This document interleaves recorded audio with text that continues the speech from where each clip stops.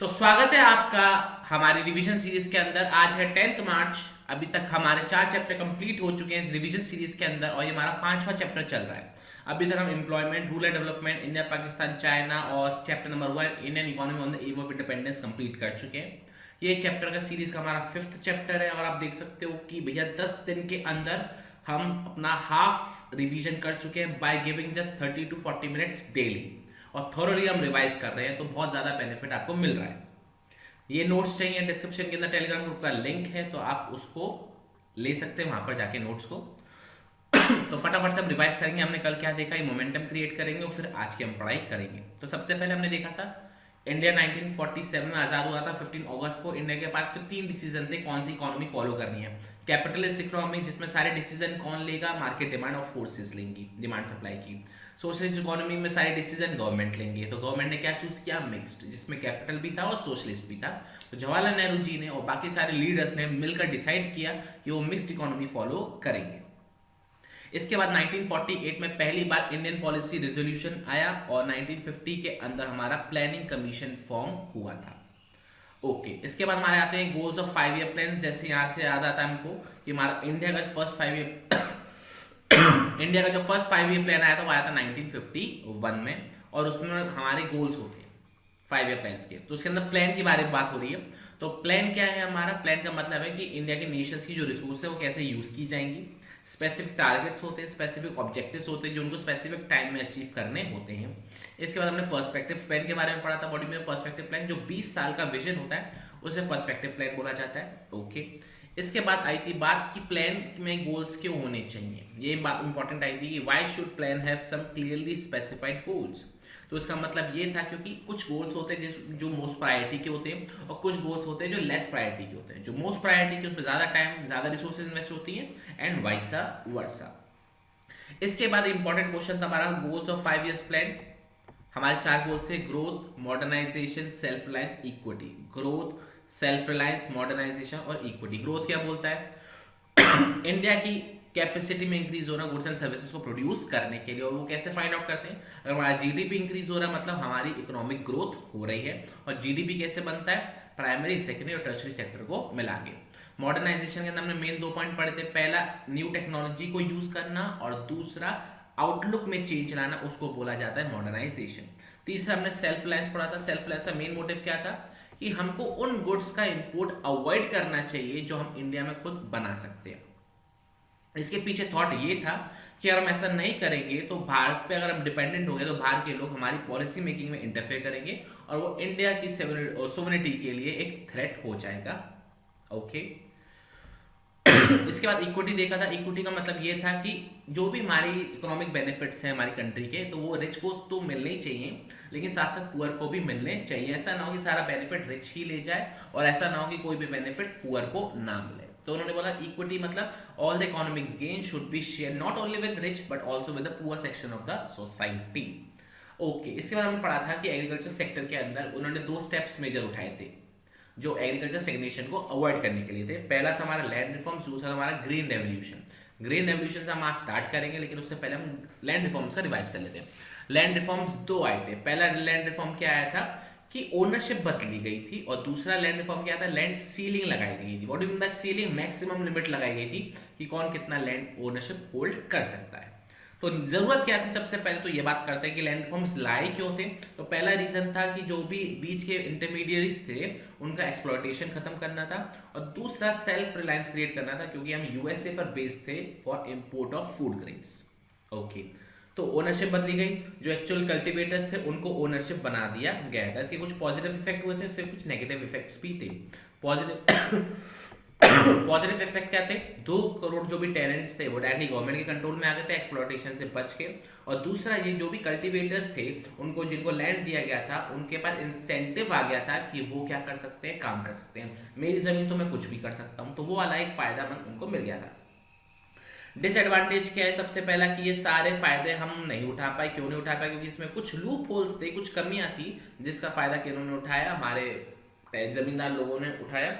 इसके अलावा खुद ही वो बन गए थे, कल्टीवेटर्स बन गए थे, फार्मर्स को लात मार के भगाया, खुद ही कल्टीवेटर्स बन गए।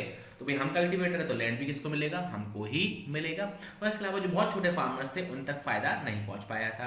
लैंड सीलिंग के अंदर हर एक का एरिया फिक्स कर दिया था कि आपको इतना ही लैंड दिया जाएगा, इससे ज्यादा आपको नहीं दिया जाएगा। इसका फायदामंद क्या हुआ था, फायदा सिर्फ ये हुआ था वेस्ट बंगाल ने और केरला ने तो इसको पॉलिसी बहुत अच्छे से लगाया, बाकी किसी गवर्नमेंट ने इसको फायदामंद सीरियसली नहीं लिया। और सीरियसली ना लेने का कारण ये है कि आज भी बहुत एरिया के अंदर हमको लैंड सीलिंग का कोई फायदा नहीं दिखता। बहुत कम लोगों के पास बहुत ज्यादा लैंड आज भी स्टोर होता है। अपने रिश्तेदारों के नाम पे करवा दिया, चैलेंज कर दिया उसको लॉ में और उसके इम्प्लीमेंटेशन को रोक दिया। तो ये था हमारा कल तक का रिवीजन। अब हम आगे बढ़ते हैं चैप्टर को लेके। हमने लैंड रिफॉर्म देख लिया, आज हम पढ़ने वाले हैं ग्रीन रेवोल्यूशन।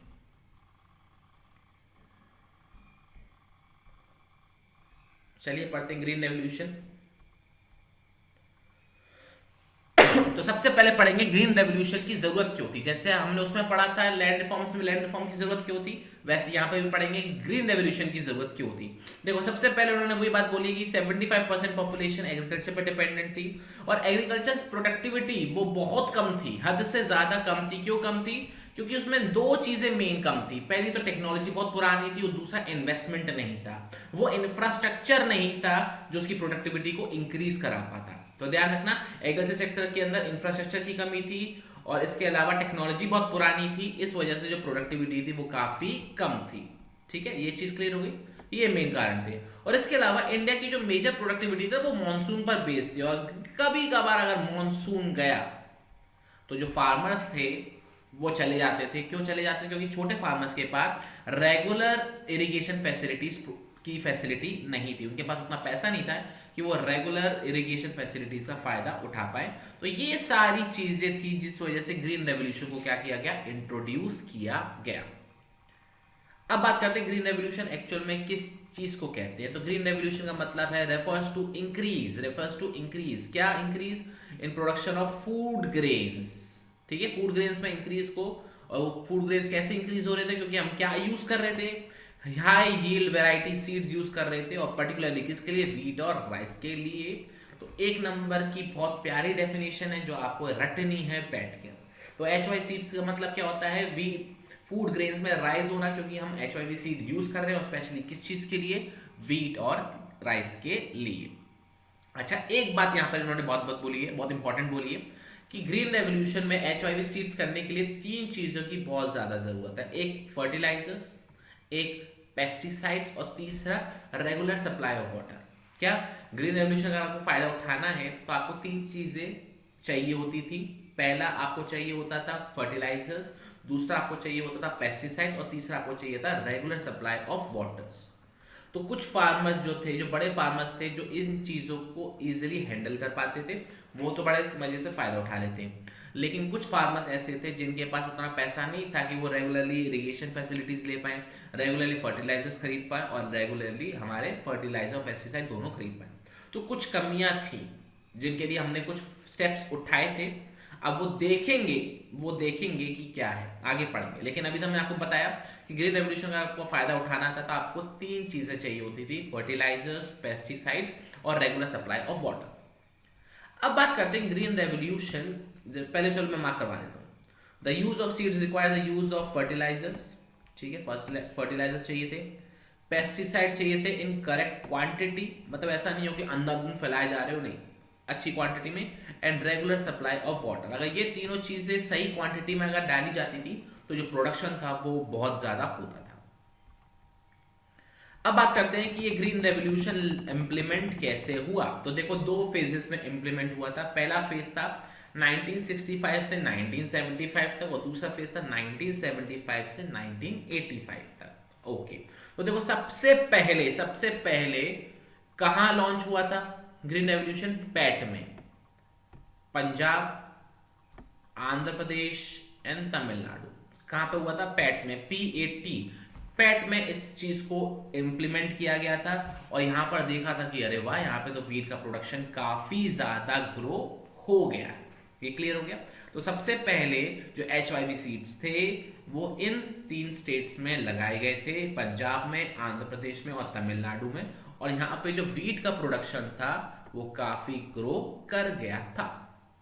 उसके बाद 1975 से 1985 तक सेकंड फेज आया ग्रीन रेवोल्यूशन को इम्प्लीमेंट करने का, और उन्होंने देखा कि भैया पहले वाले स्टेट्स में फायदा मिला, तो उन्होंने देख के अपने बाकी स्टेट्स ने भी उसको फायदा उठा लिया।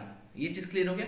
तो उन्होंने क्या बोला, और ग्रीन रेवोल्यूशन पूरी कंट्री में फैल गया। तो देखो यहां पर इंपॉर्टेंट बात बोली कि ग्रीन रेवोल्यूशन फैल होने से इंडिया ने फूड ग्रेन्स में सेल्फ सफिशिएंसी क्या कर ली, ऑब्टेन कर ली। इसके अलावा उन्होंने इंपोर्ट बंद कर दिया, क्योंकि पहले मैंने आपको बताया था ना, इंपोर्ट पर हमारी चीजें डिपेंडेंट रहती थी, भाई वहां से खाना आएगा तो हम खाएंगे। तो ग्रीन रेवोल्यूशन आने के बाद हमारी जो सेल्फ सफिशिएंसी थी वो बढ़ गई थी, और हमारा जो इंपोर्ट पे डिपेंडेंस थी वो बिल्कुल खत्म हो गई थी, और बल्कि हम अपनी पूरी कंट्री की सफिशिएंसी को पूरा कर पा रहे थे। ये चीज क्लियर हो गया आपको। ग्रीन रेवोल्यूशन दो फेजेस में इंप्लीमेंट हुआ था, 1965 से 1975। वो पहले हुआ था पैट में, पंजाब, आंध्र प्रदेश एंड तमिलनाडु में, जिसमें वीट की प्रोडक्शन ज्यादा हुई थी।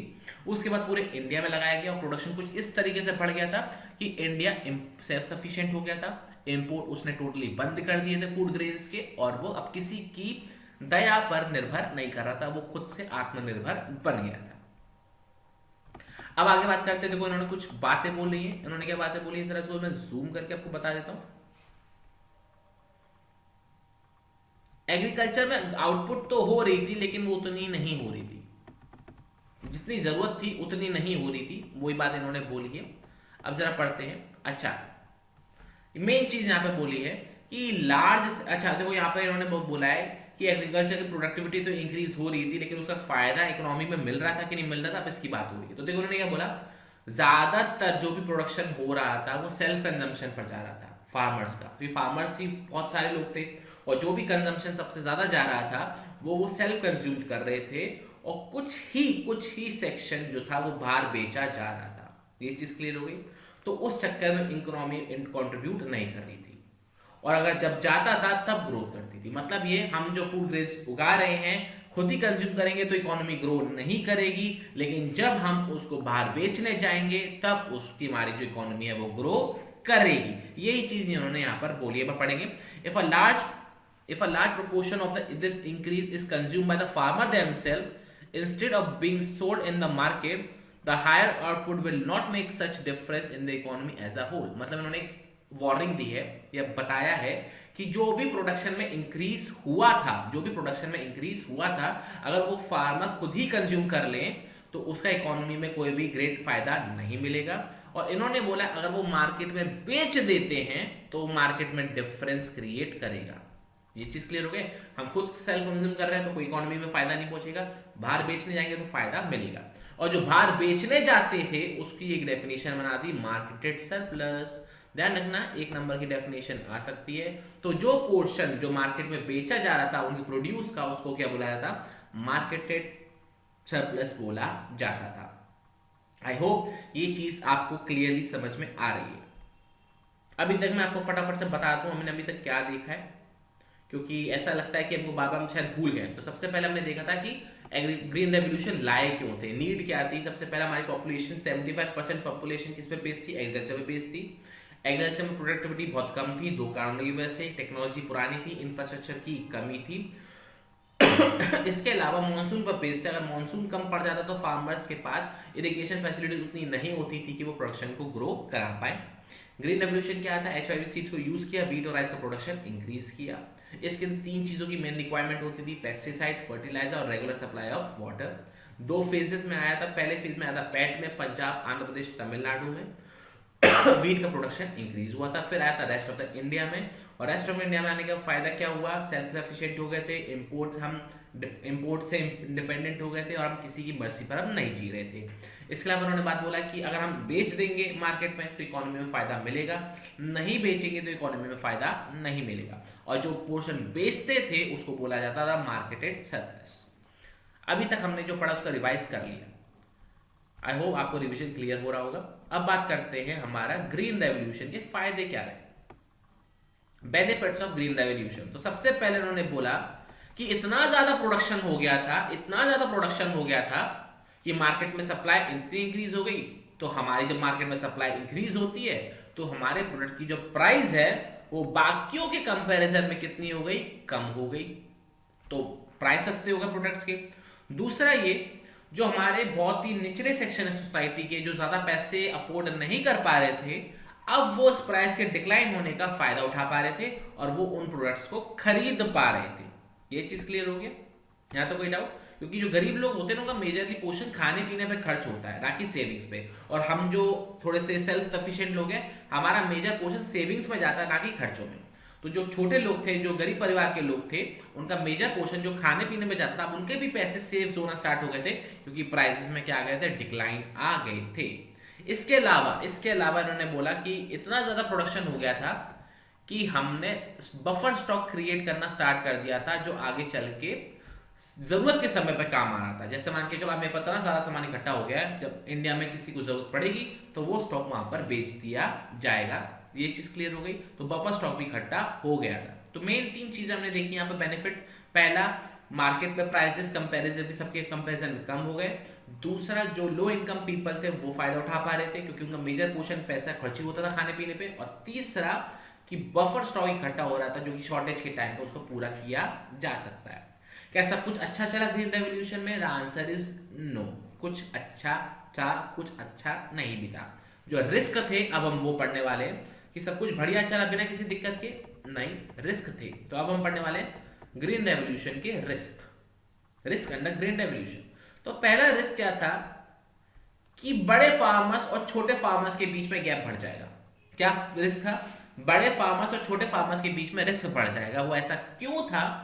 पहला कारण ये था कि अभी मैंने आपको बताया था, ग्रीन रेवोल्यूशन करने के लिए एचवाईवी सीड्स के लिए 3 चीजों की रिक्वायरमेंट थी: fertilisers, pesticides and regular supply of water. तो जो अमीर फार्मर थे, रिच फार्मर थे, वो तो ये तीनों चीजें इजीली अफोर्ड कर पा रहे थे। लेकिन जो हमारे पुअर फार्मर्स थे या बहुत छोटे फार्मर्स थे, वो इन तीनों चीजों को रेगुलरली अफोर्ड नहीं कर पा रहे थे। तो उस केस में ये बोला जा रहा था कि रिच तो अफोर्ड कर लेंगे, पुअर अफोर्ड नहीं कर पाएंगे। तो पुअर वाला तो यूज ही नहीं कर पाएगा एचवाईवी सीड्स को, रिच वाला कमा कर बेचेगा, अमीर बन जाएगा। तो ये डिस्पैरिटी क्या बन जाएगी? इंक्रीज हो जाएगी। और दूसरा रिस्क क्या आता है? यहाँ पे पेस्टिसाइड्स का बहुत अटैक होता है। पेस्टिसाइड बड़ा गलत हो गया। पेस्ट का अटैक बहुत ज्यादा हो रहा था, क्योंकि फार्मर्स जो भी टेक्नोलॉजी ये यूज कर रहे थे, उनके पास उतना पैसा नहीं था कि वो पेस्टिसाइड्स को रेगुलर खरीदे। पेस्ट अटैक बहुत ज्यादा हो रहा था। तो ये 2 मेन कारण थे, 2 रिस्क थे। पहला रिस्क क्या था कि रिच फार्मर्स और पुअर फार्मर्स के बीच में गैप बढ़ जाएगा, और दूसरा पेस्ट अटैक आ जाएगा। तो ये मेन 2 रिस्क थे, ये आप याद कर लेना। तो इस रिस्क का क्या हुआ? कुछ गवर्नमेंट ने कुछ फायदा, कुछ स्टेप्स उठाए। The answer is yes, government ने दोनों चीजों के लिए स्टेप्स उठाए। पहला क्या बोला गया था कि फार्मर्स, रिच फार्मर्स और पुअर फार्मर्स के बीच में डिस्पैरिटी हो जाएगी। क्यों? क्योंकि poor farmers regular supply of fertilisers, pesticide और वाटर अफोर्ड नहीं कर पाएगा, तो उनको लोन दिया गया था, उनको सब्सिडीज दी गई थी कि आप सस्ते दाम पे चीजों को खरीदो, आप उनको यूज करो और लगाओ, फायदा उठाओ। तो सस्ते दामों पे रेट ऑफ इंटरेस्ट पे सामान दिया गया था, और आपको सब्सिडीज दी गई थी, जिससे आप उस ग्रीन रेवोल्यूशन का फायदा उठा सकते हो। और जो पेस्ट अटैक की बात हुई थी, पेस्ट अटैक के लिए उन्होंने लेबोरेटरीज में टेस्ट वगैरह करे थे, लेबोरेटरी भी सेटअप करी थी, जिससे पेस्ट अटैक को हटाया जा सके। तो आपको मैं बता देता हूं, देखो उन्होंने क्या बोला है। फार्मर्स, गवर्नमेंट प्रोवाइड किया loans and low rate of interest to small farmers, and subsidies भी दी फर्टिलाइजर्स पे, जिससे फार्मर्स इन सारी चीजों को एक्सेस कर पाए, इन सारी चीजों को यूज कर पाए। तो that was the first step, first risk का फर्स्ट सॉल्यूशन। उन्होंने क्या बोला? फार्मर्स, रिच फार्मर्स और पुअर फार्मर्स में डिस्पैरिटी इंक्रीज हो जाएगी। इन्होंने बोला हम सस्ते रेट पे इंटरेस्ट देंगे, सब्सिडीज देंगे, फायदा उठाओ। ये चीज क्लियर हो गया। और दूसरा जो था हमारा रिस्क था, रिस्क किस चीज का था? पेस्ट अटैक का। तो पेस्ट अटैक के उन्होंने बोला कि हमने सब वो इंस्टीट्यूट्स बनाए हैं जो कि इन सब चीजों को ध्यान में रखेंगे कि कैसे इनका निपटारा करना है। तो गवर्नमेंट ने सेटअप्स बनाए, इंस्टीट्यूशंस बनवाए, उनकी मदद से सारे पेस्टिसाइड को हटाया। ये चीज क्लियर हो गया। तो ये था हमारा अभी तक ग्रीन रेवोल्यूशन। आई होप ये चीज आपको समझ में आ गई होगी कि green revolution what was all about.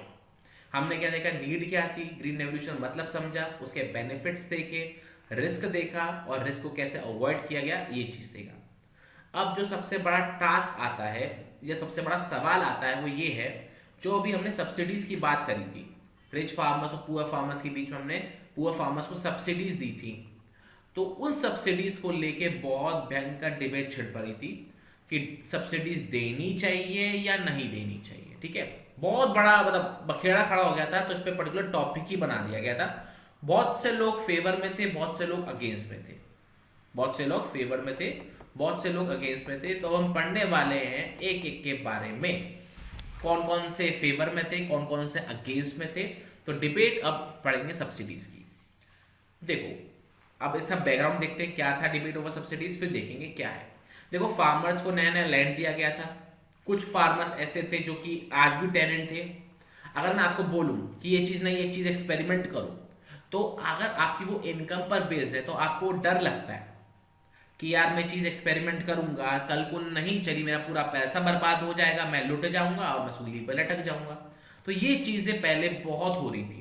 तो इस चीज का समाधान करने के लिए गवर्नमेंट ने तो सस्ते दामों पे चीजें देनी चालू कर दी और सस्ते रेट ऑफ इंटरेस्ट पे भी लोन देना चालू कर दिया।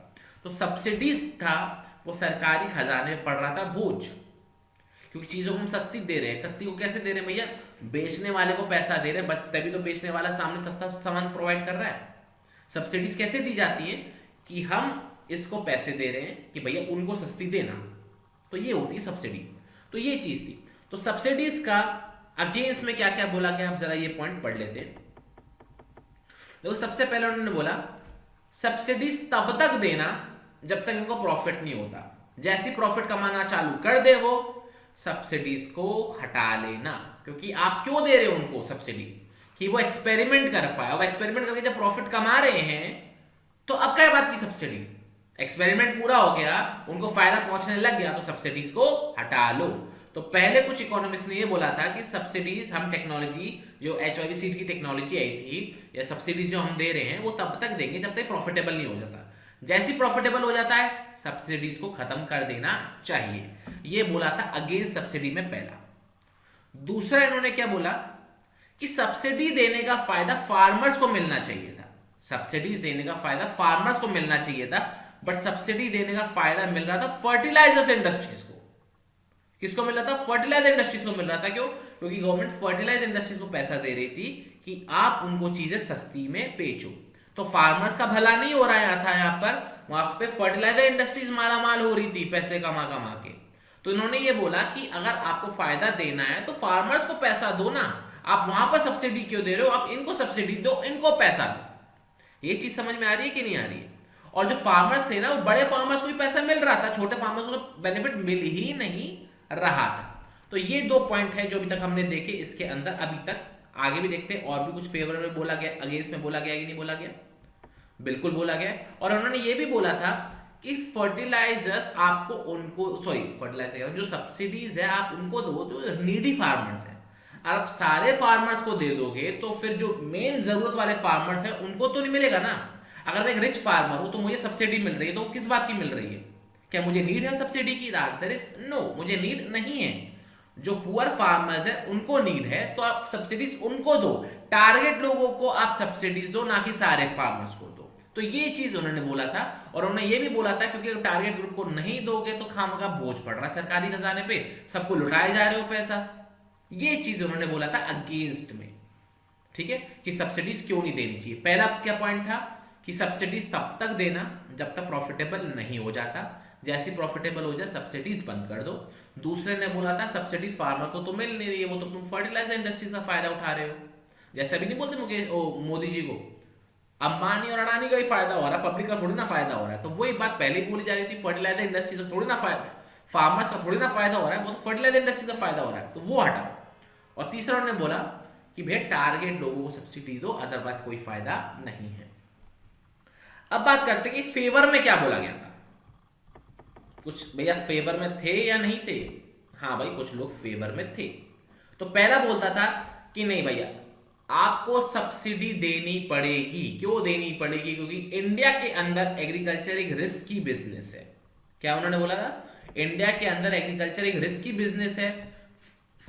मॉनसून हुआ तो फायदा पहुंचेगा, नहीं तो नहीं होगा। कभी फसल उगी नहीं उगी, सूखा पड़ गया, ड्रॉट पड़ गया, तो बहुत ज्यादा रिस्की है, नहीं आपको सब्सिडी तो देनी पड़ेगी। दूसरा उन्होंने बोला कि बहुत से फार्मर्स बहुत ज्यादा गरीब हैं, वो अफोर्ड नहीं कर पाएंगे चीजों को, तो आपको सब्सिडी देनी पड़ेगी। पहला यह रीजन दिया, एग्रीकल्चर बहुत रिस्की बिजनेस है। दूसरा, इंडिया के अंदर आधे से ज्यादा फार्मर्स बहुत गरीब है, वो अफोर्ड नहीं कर पाएंगे। और तीसरा, अगर आपने सब्सिडीज हटा ली तो रिच फार्मर्स और पुअर फार्मर्स के बीच में जो गैप है वो बहुत ही ज्यादा क्या हो जाएगा, इंक्रीज हो जाएगा। और वो हम नहीं चाहते, क्योंकि आप ही बोलते हो इक्विटी होनी चाहिए, इक्विटी होनी चाहिए, तो अब आप ही सब्सिडीज हटा के इक्विटी को क्या कर रहे हो, वॉयलेट कर रहे हो। तो ये चीज फेवर में बोली गई थी सब्सिडीज देने के लिए। ये चीज क्लियर हो गया। तो बस इन्होंने बस ये बात बोली, इन शॉर्ट जब समरी निकली वो ये निकली कि फर्टिलाइजर इंडस्ट्रीज को हमको सब्सिडी नहीं देनी है, हमको फार्मर्स को सब्सिडी देनी है, और फार्मर्स में भी उनको सब्सिडी देनी चाहिए जो नीडी लोग हैं। ऐसे नहीं कि रिच फार्मर्स को भी सब्सिडी दी जा रही है। ये चीज समझ में आई आपको स्टोरी या नहीं आई समझ में अभी तक? चलो आपको समझ में आ रही है। अब आगे बढ़ते हैं क्रिटिकल अप्रेजल के बारे में। अब क्रिटिकल अप्रेजल का मतलब क्या होता है कि आप अच्छी बात भी बताओ और बुरी बात भी बताओ कि क्या फायदा रहा, क्या नुकसान रहा इस लैंड रिफॉर्म्स का, इस ग्रीन रेवोल्यूशन का। तो उन्होंने क्या बोला सबसे पहले कि भैया 1960s के अंदर हमारी प्रोडक्टिविटी इंक्रीज हो गई थी और हम सेल्फ सफिशिएंट हो गए थे। ये चीज क्लियर हो गया, यहाँ तक हम क्लियर हो गया। हम यहाँ पे लैंड रिफॉर्म्स और ग्रीन रेवोल्यूशन, सब्सिडीज की सबका मिक्स बात कर रहे हैं, क्या फायदे थे क्या नुकसान हुए, क्रिटिकली अप्रेस कर रहे हैं। तो पहला फायदा तो ये हुआ हम सेल्फ सफिशिएंट हो गए थे, लेकिन उन्होंने नुकसान भी बता दिया। आज भी मतलब 1990s में भी 65% पॉपुलेशन आज भी किस पर काम कर रही थी, एग्रीकल्चर सेक्टर पे काम कर रही थी। ये चीज समझ में आई? क्या बोला इन्होंने कि पहले तो उन्होंने बोला सेल्फ सफिशिएंट हो गया, दूसरा उन्होंने बोला कि भैया आज भी 65% पॉपुलेशन एग्रीकल्चर सेक्टर में काम कर रही है, और ये ऐसा नहीं होना चाहिए। बाकी इंडस्ट्री सेक्टर में या टर्शरी सेक्टर में भी तो जाना चाहिए। ठीक है, आगे पढ़ते हैं क्या लिखा गया। इन्होंने बोला जीडीपी पे कंट्रीब्यूशन तो इंक्रीज हुआ, जीडीपी में तो कंट्रीब्यूशन में इंक्रीज हुआ, लेकिन नहीं उन्होंने कुछ बोला, the proportion of GDP contributed by agriculture as well as the proportion of population working in the sector declines considerably. मतलब क्या, ग्रोथ रेट में सॉरी जो प्राइमरी सेक्टर का कंट्रीब्यूशन था एग्रीकल्चर सेक्टर में वो भी कम हुआ, और जो पॉपुलेशन थी जो काम कर रही थी वो भी कम हुई। ये चीज क्लियर हो गया।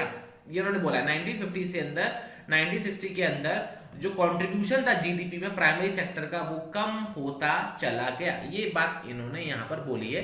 पहले 67.5% था, अब 65% हो गया। तो ये धीरे धीरे डिक्लाइनिंग रेट पर आ गया था। पॉपुलेशन भी धीरे धीरे कम होती जा रही थी प्राइमरी सेक्टर के अंदर, और उसका जीडीपी में जो कंट्रीब्यूशन था वो भी कम होता जा रहा था। ये चीज इन्होंने बताई है इस पर्टिकुलर टॉपिक के अंदर। अच्छा, एक चीज है, एक नंबर में 3 नंबर में क्वेश्चन आ सकता है, और वो क्या है कि पब्लिक सेक्टर कंपनीज में, अच्छा देखो यहां पे पहले हम पढ़ लेते हैं, why such a large proportion of population engage in agriculture sector although agriculture sector could have been much less people working in the sector। ठीक है, क्वेश्चन क्या एक बार मैं फिर से रीड कर देता हूं। वैसे तो पॉपुलेशन बहुत ज्यादा काम कर रही थी एग्रीकल्चर सेक्टर के अंदर, लेकिन जो प्रोडक्शन हो रहा था वो उस पॉपुलेशन के हिसाब से नहीं हो रहा था। Why was such a large population engaged in agriculture sector although agriculture output could have been grown with much less people working in the sector। फिर से रिपीट करता हूं, वैसे तो बहुत ज्यादा पॉपुलेशन प्राइमरी सेक्टर में एग्रीकल्चर सेक्टर में काम कर रही थी, लेकिन हमारा एग्रीकल्चर सेक्टर ग्रो हो सकता था, बट क्यों नहीं हुआ? तो आंसर क्या उन्होंने बोला? आंसर उन्होंने बोला कि हाँ भाई, प्राइमरी सेक्टर से लोग इंडस्ट्रियल सेक्टर में जाते थे, टर्शरी सेक्टर में जाते थे, और वहां लोगों को नौकरी नहीं मिलती थी। क्यों नहीं मिलती थी? क्योंकि उनको सिर्फ खेती बाड़ी करनी आती थी। अब खेती बाड़ी करने वालों को मशीन चलाने को दे दोगे तो वो नहीं चला पाएगा, सर्विस प्रोवाइड करने को बोल दोगे तो सर्विस नहीं प्रोवाइड कर पाएगा। तो हो ये रहा था कि वहां पर उनको जॉब्स नहीं मिल रही थी। ये चीज क्लियर हो गया। तो that was the important failure जो अभी तक हमने पॉलिसीज चलाई थी। लैंड रिफॉर्म्स लेकर आया, सब कुछ लेकर आया, लेकिन फायदा एटमोस्ट उतना नहीं पहुंच रहा था जितना कि एक्सपेक्टेड था। तो ये चीज अभी तक हमने देख ली है इस पर्टिकुलर चैप्टर के अंदर। मैं एक बार आपको दिखा देता हूं अभी तक हमने क्या पढ़ा। अभी तक हमने पढ़ लिया पूरा ग्रीन रेवोल्यूशन, हमने डिटेल में डिस्कस कर लिया। हमने पूरा डिबेट ओवर सब्सिडीज देख लिया और हमने क्रिटिकली अप्रेज भी करके देख लिया कि क्या चीज थी क्या चीज नहीं है। आपको जरा मैं पहले आगे बढ़ने से पहले टॉपिक दिखा रहा हूं कि हम क्या पढ़ने वाले हैं, फिर हम आगे डिस्कस करते हैं।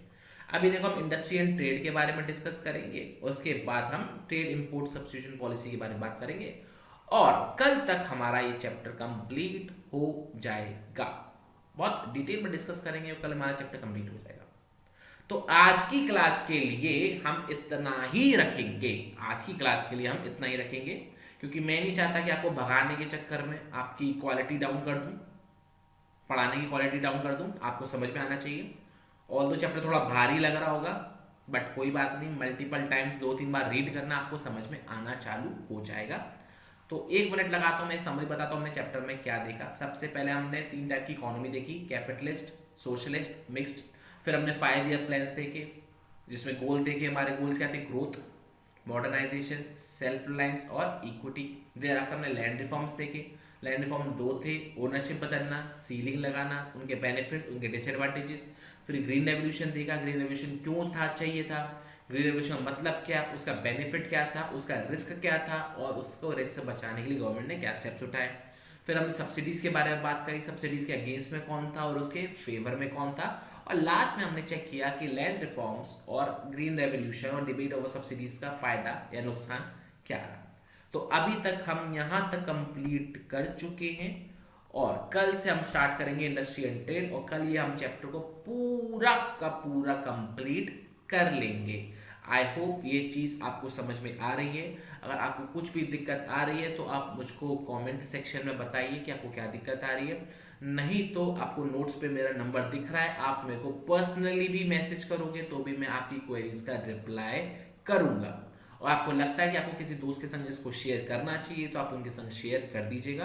और अगर आपको ये नोट्स भी चाहिए तो टेलीग्राम के डिस्क्रिप्शन, ये डिस्क्रिप्शन जो आपको नीचे बॉक्स है उसमें टेलीग्राम ग्रुप का लिंक है, आपको वहां पर नोट्स मिल जाएंगे। आपसे मिलते हैं हम कल 11 मार्च को ठीक शाम को 5 बजे। रेडी रहिएगा, कॉपी पेन लेके बैठिएगा, हम कल इस चैप्टर को कंप्लीट कर लेंगे। तब तक के लिए नमस्कार, जय हिंद, जय भारत। आपसे मुलाकात होती है कल शाम को 5 बजे। टाटा।